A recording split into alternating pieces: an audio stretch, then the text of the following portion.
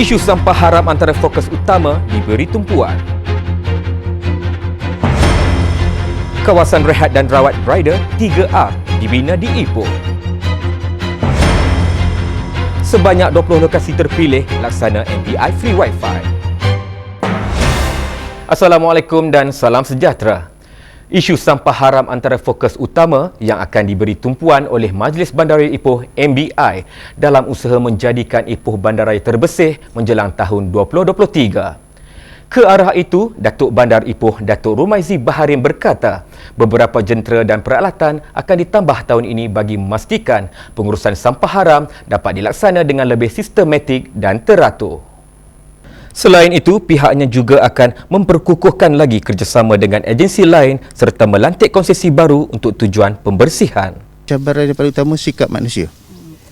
Kalau sikap manusia, contoh macam sampah haram tadi, kalau mereka masih lagi bersifat membuang sampah merata-rata, meletak situ, saya rasa perkara ni dia akan berulang begitu sajalah. Beliau ditemui ketika meninjau pejabat perkhidmatan bandar MBI di Buntung Ipoh. Dalam masa terdekat, pihaknya akan menambah 14 buah lori 8 tan serta 100 orang anggota untuk mengutip sampah pukal dan sampah kebun. Sehingga kini, terdapat lebih 1,600 lokasi sampah haram di bandaraya ini dan pihaknya akan terus melaksanakan penguatkuasaan serta memberi pendidikan kepada masyarakat secara berterusan. Majlis Bandaraya Ipoh MBI akan membina 7 buah tempat rehat dan rawat rider 3R di beberapa lokasi terpilih di bandaraya ini. Menteri Besar Perak, Datuk Sarani Mohamad berkata, pembinaan tempat 3R untuk kegunaan pekerja-pekerja perkhidmatan penghantaran makanan itu juga adalah yang pertama seumpamanya di negara ini.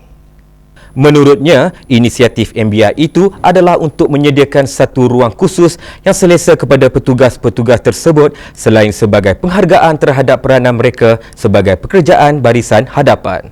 MBI telah mengambil inisiatif untuk membina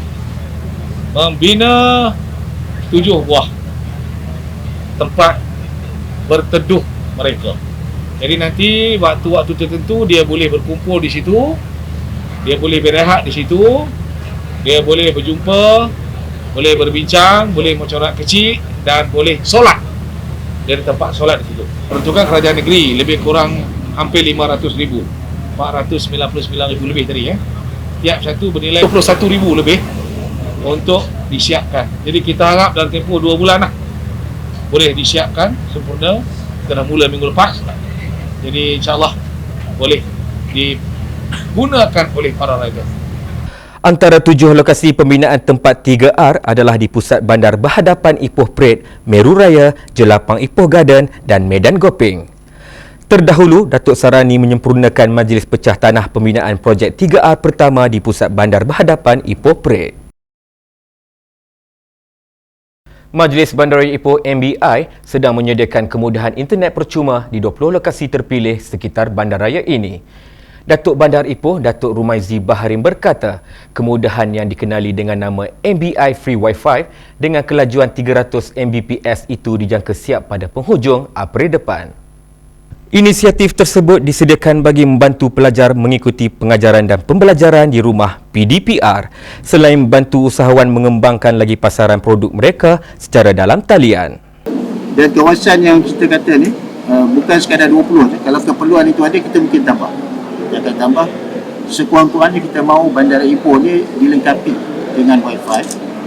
Dan sekurang-kurangnya kita yakin seperti mana yang disebut oleh Almarhum Perdana Menteri baru-baru ni, kita mahu jadi bandar Ipoh ni antara bandaraya yang pertama atau yang terawal menerima 5G punya kemudahan. Jadi infrastruktur kita siapkan dulu. Bila datang je teknologi, kita terus boleh masuk. Itu antara sasaran kita. Beliau berkata demikian kepada pemberita selepas program pelancaran MBI Free Wi-Fi dan penyerahan sumbangan tablet kepada 10 penduduk Manjoy di Dewan Komuniti Sungai Tapah. Antara lokasi yang akan menerima kemudahan ini ialah Manjoy, Gerbang Malam, Kinta High, Kinta River Walk, Bercam, Medan Kid dan Mengelembu. Kemudahan MBI Free Wi-Fi yang melibatkan kos RM200,000 ini mampu menampung kira-kira 200 hingga 250 orang dalam satu-satu masa. Gunung Mat Surat di Ipoh bakal diangkat sebagai geotapak ke-19 yang termasuk di dalam kawasan Geopark Lembah Kinta. Mengulas perkara berkenaan, Menteri Tenaga dan Sumber Asli, Datuk Seri Dr. Syamsul Anwar Nasarah berkata pihaknya akan bekerjasama dengan Kerajaan Negeri dan Jabatan Mineral dan Geosains Malaysia GMG dalam merealisasikan usaha itu. Saya percaya usaha sedang dibuat untuk membolehkan kawasan yang dimasukkan tadi juga punya nilai dan ciri-ciri yang boleh dikategorikan sebagai satu daripada geotapak di geopark kita ini. So kalau itu boleh dibuat dengan bersama Kerajaan Negeri, itu satu lagi tarikan baru. Sebab saya percaya dari masa ke semasa kita mesti menambah baik untuk membolehkan kawasan ini dari semasa ke semasa ditingkatkan. Beliau berkata demikian dalam sidang media selepas mengadakan lawatan kerja ke Gunung Mat Surat di Ipoh. Geopark Lembah Kinta yang meliputi keseluruhan daerah Kinta, Kampar dan Batu Gajah dengan keluasan dianggarkan 1952 km persegi itu mempunyai 18 geotapak yang mana kesemuanya terletak di luar kawasan aktiviti pengkuarian. Dalam perkembangan lain, status pengiktirafan tapak warisan geologi Lembah Kinta sebagai geopark kebangsaan tidak akan ditarik balik. Mengesahkan perkara berkenaan, Menteri Tenaga dan Sumber Asli, Datuk Seri Dr. Syamsul Anwar Nasarah berkata pihaknya melalui Jabatan Mineral dan Geosains Malaysia GMG akan sentiasa membantu kerajaan negeri untuk meneruskan inisiatif yang ditetapkan dalam pelan bagi mengekalkan status berkenaan. Menurutnya, ia termasuklah sudut teknikal iaitu kajian bagi menambah maklumat mengenai sumber geotapak dan pembangunan geopark agar kawasan itu terus kekal relevan sebagai geopark kebangsaan. Tapi geopark ni dia tidak menghalang kepada pembangunan ekonomi. Tetapi pastilah kita harap sebarang pembangunan yang nak buat itu mestilah dia tidak menjejaskan iktirafan kita buat. Kerana penilaian dibuat tiap-tiap tahun. Seumpama tahun inilah kita akan nilai. Kalau dia melangari peraturan-peraturan itu, dia akan menyebabkan status itu akan ditarik balik. Tapi kita berkeyakinan di Lembah Kinta ni dia tidak akan berlaku sedemikian kerana secara berterusan mengekalkan malah menambah baik apa yang ada. Beliau berkata demikian dalam sidang media sempena lawatan kerja ke Geotapak Gunung Lang di Geopark Lembah Kinta. Lawatan kerja itu turut disertai Exco Perumahan, Kerajaan Tempatan dan Pelancongan Negeri, Datuk Noli Ashili Muhammad Razi, Ketua Setiausaha Kementerian Tenaga dan Sumber Asli, Datuk Zurinah Pawanteh dan Datuk Bandar Ipoh, Datuk Rumaizi Baharin. Majlis Bandaraya Ipoh MBI menangguhkan sebarang bentuk tindakan penguatkuasaan cukai taksiran ke atas pemilik-pemilik pegangan yang bertunggakan di lapangan sepanjang tahun 2021.